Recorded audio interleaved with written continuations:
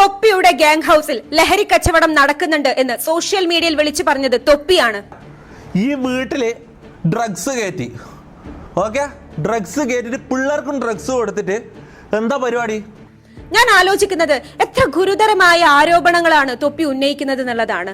ഇത്തരത്തിലുള്ള serious allegations ഇവർ പരസ്പരം അങ്ങോട്ടും ഇങ്ങോട്ടും ചേരി തിരിഞ്ഞ് പറയുമ്പോൾ, സ്ട്രീമിംഗിന്റെ പേരിൽ ഇത്തരത്തിലുള്ള വിഷയങ്ങൾ നടക്കുമ്പോൾ ഇത് സോഷ്യൽ മീഡിയയിൽ എത്രത്തോളം തെറ്റായ സന്ദേശമാണ് കൊടുക്കുന്നത് എന്നതിനെ കുറിച്ച് ഇവർ എന്താണ് ചിന്തിക്കാത്തത്? ഞാൻ ആലോചിക്കുകയാണ്, സോഷ്യൽ മീഡിയ ഇൻഫ്ലുവൻസർ എന്ന വാക്കിന്റെ ഒക്കെ അർത്ഥം എന്താണ്?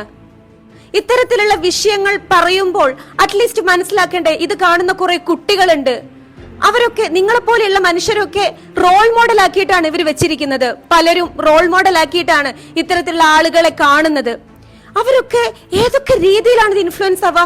ഇപ്പൊ തന്നെ 20 ലക്ഷത്തിലധികം ആൾക്കാർ ഇത്തരത്തിലുള്ള വീഡിയോ ക്ലിപ്സുകൾ കണ്ടു.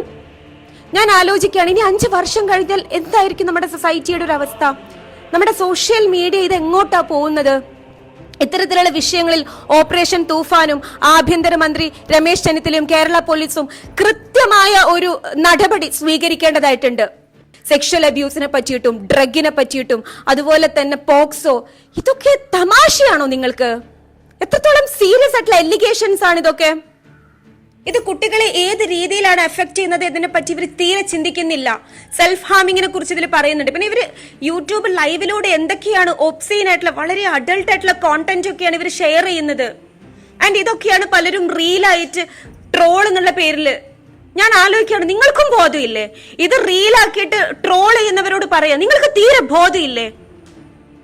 എനിക്കറിയില്ല എങ്ങോട്ടാണ് നമ്മുടെ സൊസൈറ്റിയുടെ പോക്ക് എന്നുള്ളത്.